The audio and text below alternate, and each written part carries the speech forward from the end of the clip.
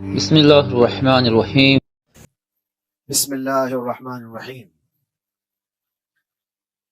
وَأَمَّا بِنِعْمَةِ رَبِّكَ فَحَدِّثْ صدق اللہ مولانا العظیم۔ بارگاہ رسالت معاذ صلی اللہ علیہ وسلم میں درود پاک کا ہدیہ پیش کریں۔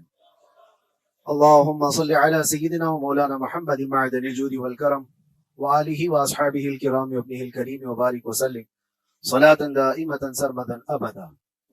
قرآن عظیم میں اللہ رب العزت ارشاد فرماتا ہے وَقَلِيلٌ مِّنْ عِبَادِيَ الشَّكُورُ، میرے بندوں میں شکر کرنے والے بہت کم ہیں۔ اور یہ بات صحیح ہے کہ بندے پر بے شمار نعمتیں اللہ تعالیٰ عطا کیا ہے، بے شمار ہیں۔ وَإِن تَعُدُّوا نِعْمَةَ اللَّهِ لَا تُحْصُوهَا، اگر تم اللہ کی نعمتوں کو گننا چاہو گے تو شمار نہیں کر سکو گے۔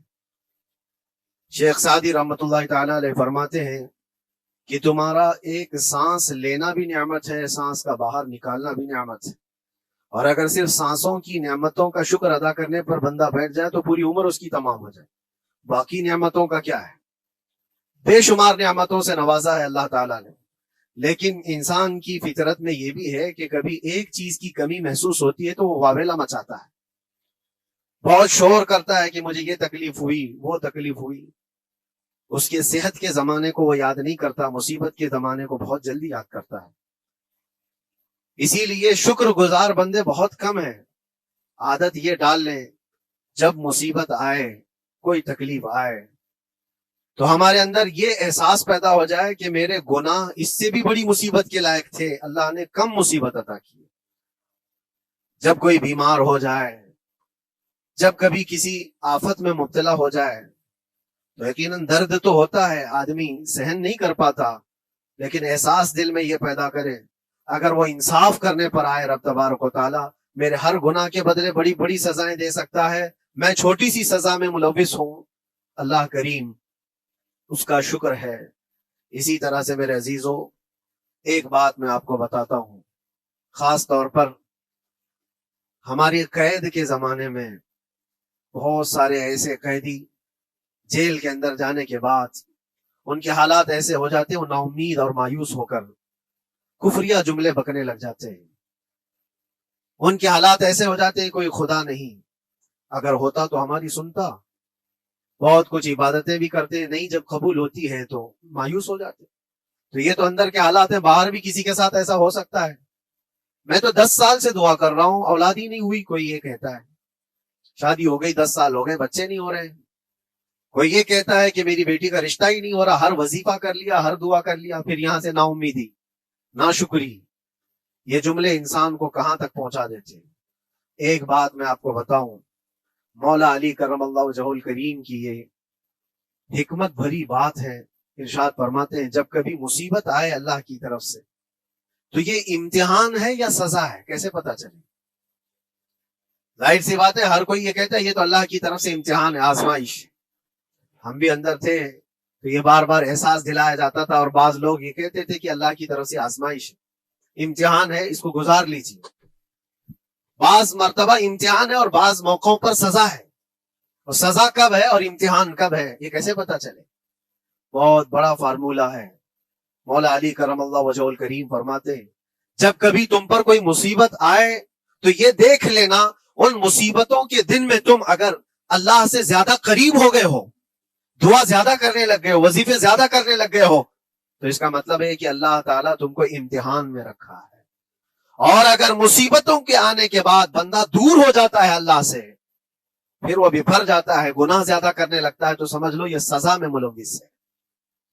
اب سب کی زندگی میں یہ مصیبتیں جب آتی ہیں تو خود اپنے آپ کو ریئلائز کرے، احساس کر کے دیکھے کہ مصیبت آئی ہے تو میرے ہاتھ میں تسبیح آ گئی یا پھر گالی گلوچ، مصیبت یا آفت آئی ہے میرے گھر پر تو میں عبادت اور نماز کی طرف زیادہ جا رہا ہوں یا پھر عیش و عشرت کی طرف زیادہ جا رہا ہوں، تو تمہیں خود پتا چل جائے گا کہ تم اللہ کی طرف سے امتحان میں ہو یا پھر سزا میں ہو۔ میرے عزیزوں بہت مقامات ایسے ہیں جہاں پر بظاہر مصیبت کی حکمت ہمیں نہیں معلوم ہوتی کہ کیوں آئی یہ مصیبت، کیوں دی گئی ہے ہمیں ایسی تکلیف۔ اسی کا نام تقدیر ہے کہ اللہ تعالیٰ کے لکھے ہوئے پر راضی رہنا یہ مومن کی شان ہے۔ مومن کو ہمہ وقت اللہ تبارک و تعالیٰ کی طرف سے لکھی ہوئی اس تقدیر پر راضی رہنا ہے۔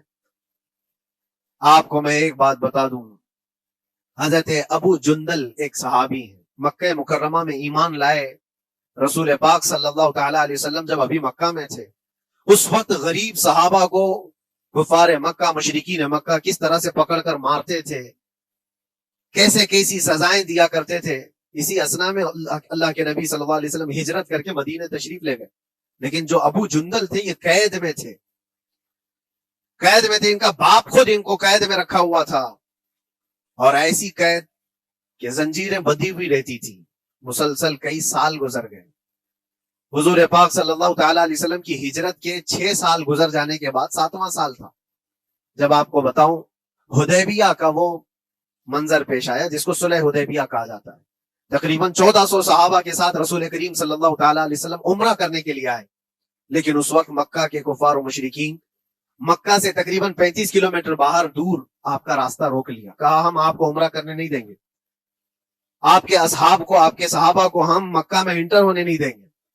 جنگ جیسی نوبت آ گئی تھی، لیکن حضور پاک صلی اللہ تعالی علیہ وسلم اور صحابہ احرام پہن کر کے عمرہ کرنے کے لیے آئے، تو پھر درمیانی راستہ یہ اختیار کیا گیا۔ حضور پاک صلی اللہ علیہ وسلم نے فرمایا کہ ہم صلح کر لیتے ہیں، کچھ ایگریمنٹ ہو جائے ہمارے اور تمہارے درمیان، جنگ نہیں کریں گے، آج سے جنگ بندی ہو جائے۔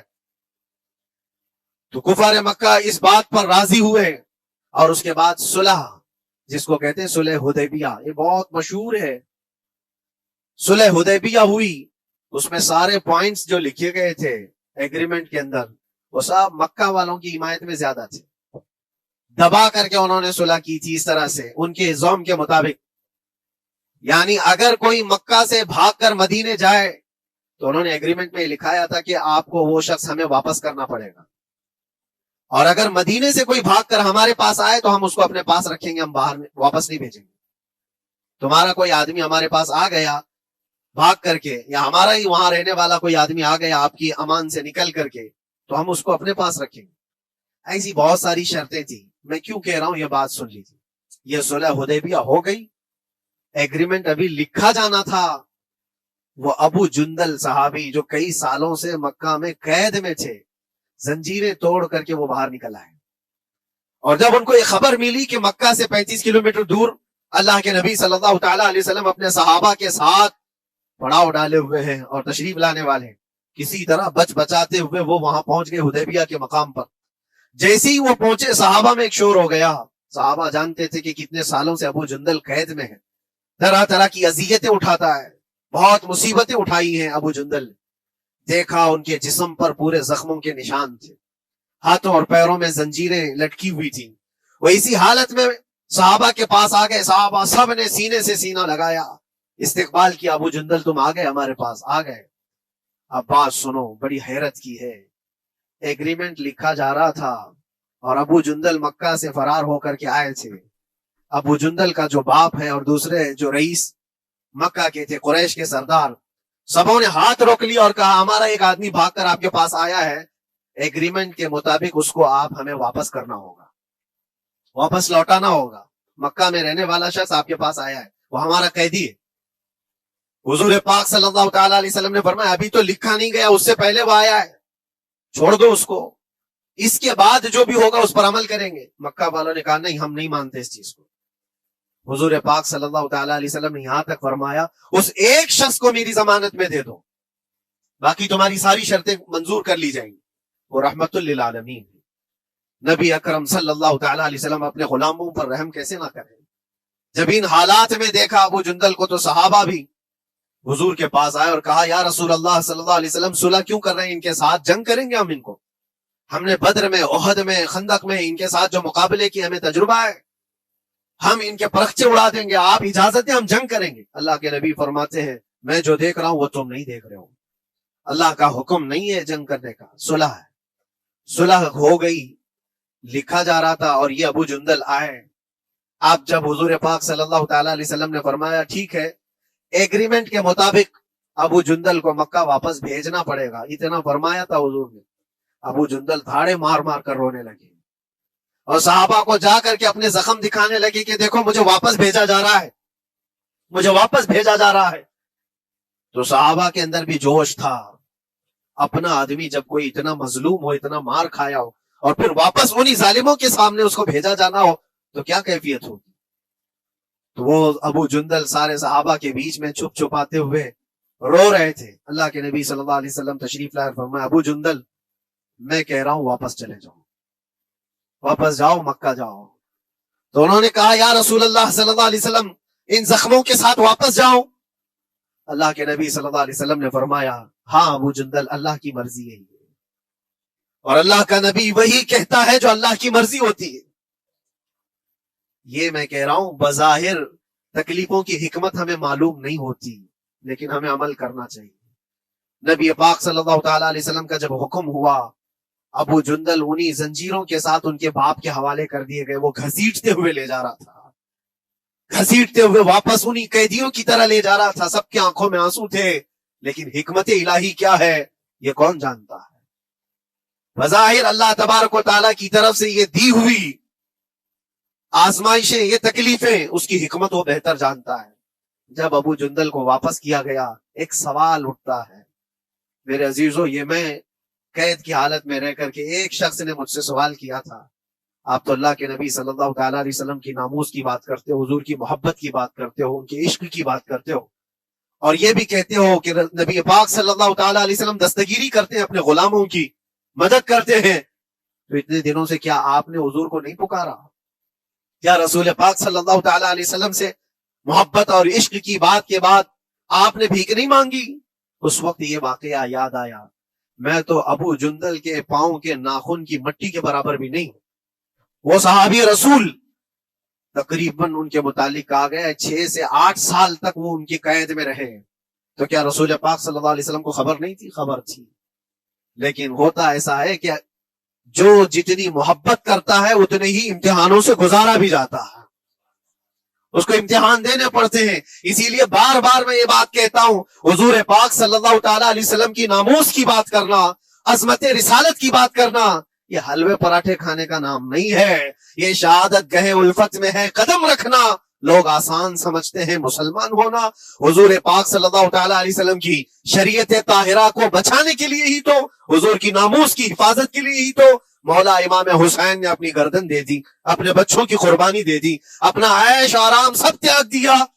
یہ ساری قربانیوں کے بعد ہی اس امتحان سے بندہ نکلتا ہے. وہ امام احمد بن حنبل جن کے سینے میں 5 لاکھ حدیثیں محفوظ تھیں, رسول پاک صلی اللہ علیہ وسلم کی 5 لاکھ حدیثوں کے حافظ, لیکن بغداد کے ظالم حکمرانوں نے ان کو ننگی پیٹھ پر کوڑے مارے ہیں. پہلی مرتبہ 100 کوڑے, دوسری مرتبہ پھر 100 کوڑے, تیسری مرتبہ پھر 100 کوڑے. اتنے میں تو آدمی مر جاتا ہے. امام احمد بن حنبل کی پیٹھ جھک گئی تھی. میرے عزیزو, یہی ہے جس کو ہم کہہ رہے شہادت گہے الفت میں ہے قدم رکھنا. اگر تم سچا ایمان رکھتے ہو تو پھر آزمائش بھی ہوگی. اللہ کریم قرآن میں فرماتا ہے وَلَيَعْلَمَنَّ اللَّهُ الَّذِينَ صَدَقُوا وَلَيَعْلَمَنَّ الْكَاذِبِينَ. اللہ تبارک و تعالیٰ ضرور آزمائے گا سچا کون ہے اور جھوٹا کون ہے. مصیبتیں آئیں گی, آندھیاں آئیں گی, لیکن جمے رہو, ڈٹے رہو. اللہ رب العزت سے کبھی بھی اپنا رشتہ نہ توڑو. اور جو تمہارے اندر ایمان ہے, توکل اور یقین ہے, ذرا برابر بھی فرق آنے نہ پائے. آج نہیں قبول ہوئی کل ہوگی, کل نہیں قبول ہوئی پرسوں ہوگی, کبھی نہ کبھی تو دعا قبول ہوگی. دنیا داروں کے دروازے کھٹکھٹاتے ہیں تو ایک نہ ایک دن دروازہ کھلتا ہے. وہ ارحم الراحمین ہے, وہ ارحم الراحمین ہے, دروازے کھولتا ہے, لیکن وہ بہتر جانتا ہے کس وقت دروازہ کھلنا چاہیے. ہم اپنی مرضی کے مطابق رب کو نہیں چلا سکتے. مولا تعالیٰ جیسا چاہے ہمیں ویسا چلنا چاہیے. ایک بات اور میں بتا دوں, صحیح, یہ تو دوسرے لوگوں کی بات ہے جس میں ہمارے قصور ہیں, ہمارے جرم ہیں, ہمارے گناہ ہیں, جس کی وجہ سے مصیبتیں آئیں گی. لیکن اللہ کے نبی کا کوئی گناہ نہیں ہوتا. جو نبی ہوتے ہیں وہ معصوم ہوتے ہیں. سیدنا یوسف علیہ الصلوۃ والتسلیم, اللہ کے نبی ابراہیم علیہ السلام کے بیٹے, اسحاق علیہ السلام کے بیٹے یعقوب علیہ السلام کے بیٹے یوسف علیہ السلام, جن کی نسل میں انبیاء کرام, جو پورا خاندان نبوت کا ہے, وہ یوسف علیہ السلام کن کن مقامات سے گزارے گئے. پہلے بھائیوں نے کنویں میں پھینک دیا, اور اس کے بعد اس زہریلے کنویں سے وہ نکالے گئے. جنگل میں کوئی نہیں تھا جب ان کے بھائیوں نے کنویں میں پھینکا تھا. اس وقت ایک قافلہ جا رہا تھا, انہوں نے ڈول ڈال کر کے نکال لیا اور پھر لے کر کے گئے. یہاں سے کنویں سے تو نکالے, لیکن آگے کی زندگی کیا ہے؟ مصر کے بازار میں لے جا کر قافلے والوں نے بیچ دیا.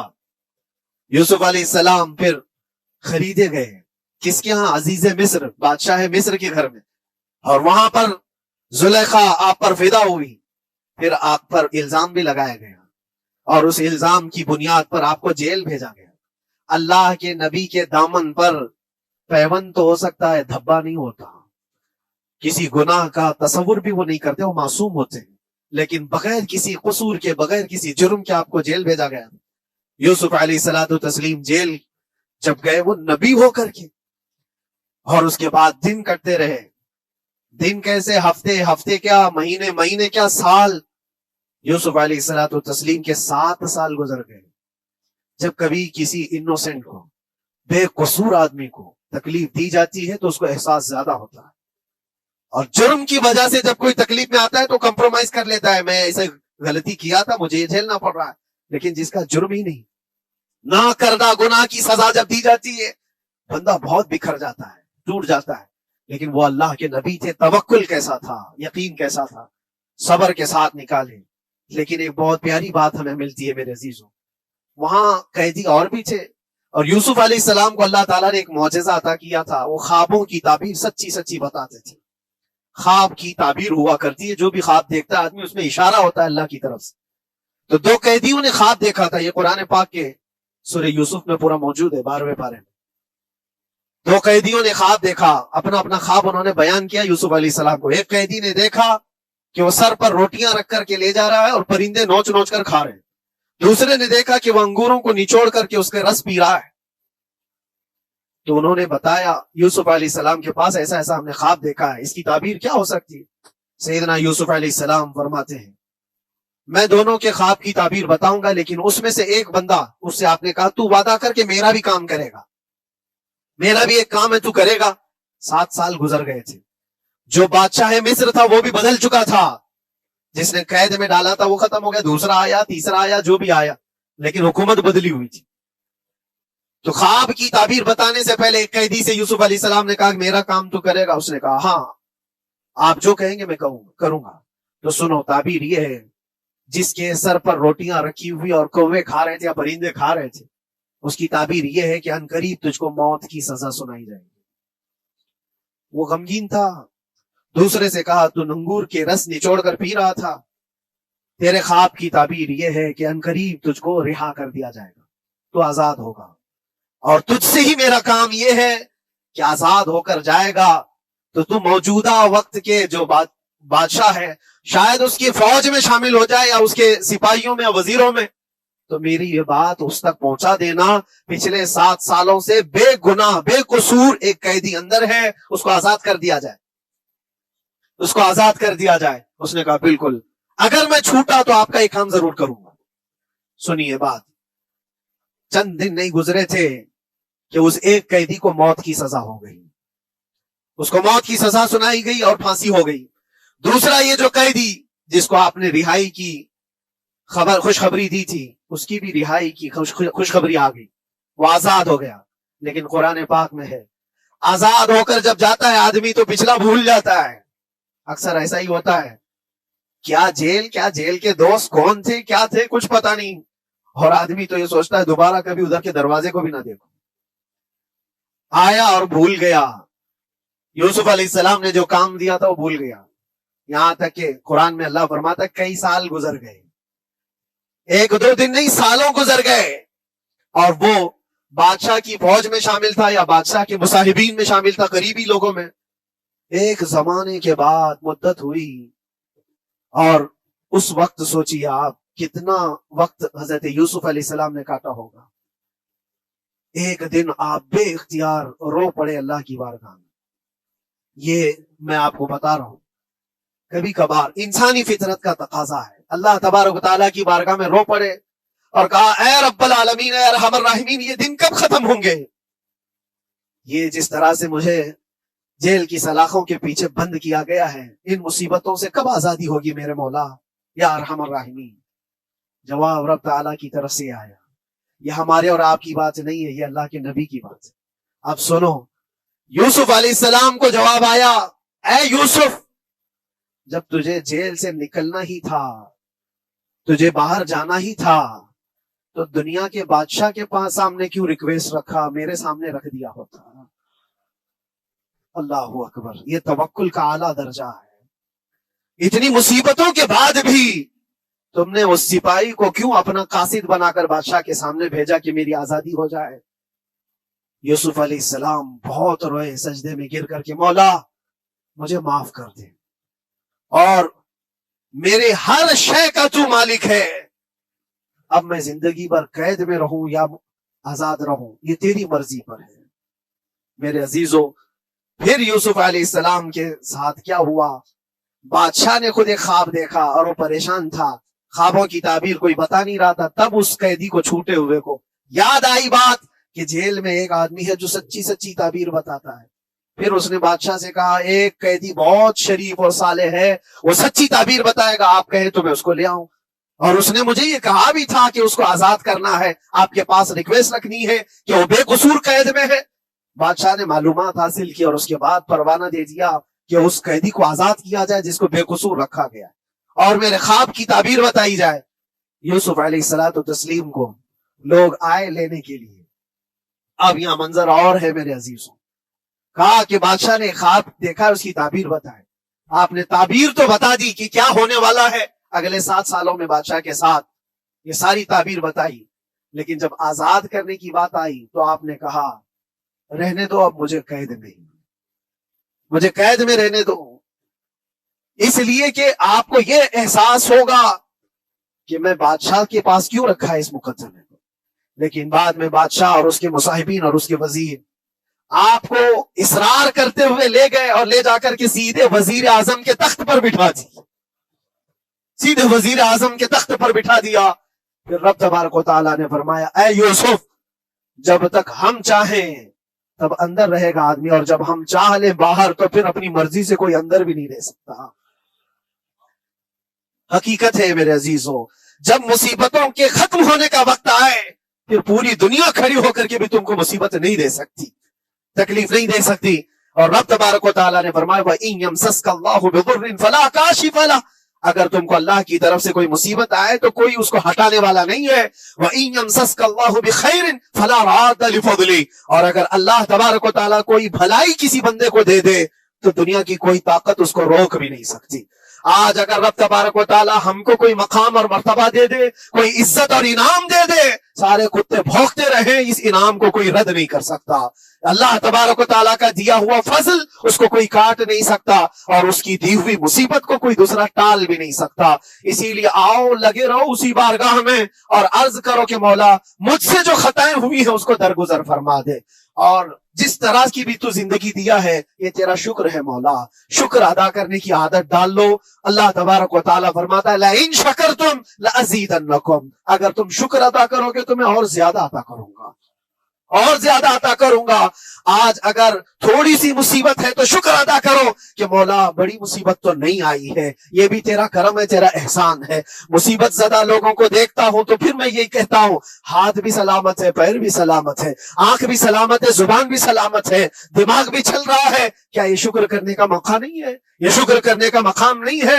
آؤ ہر دن اللہ کا شکر ادا کرو، شکایتیں کم کرو، اللہ تبارک و تعالیٰ کو یہ زندگی پسند ہے۔ وآخر دعوانا ان الحمدللہ رب العالمین۔ السلام علیکم۔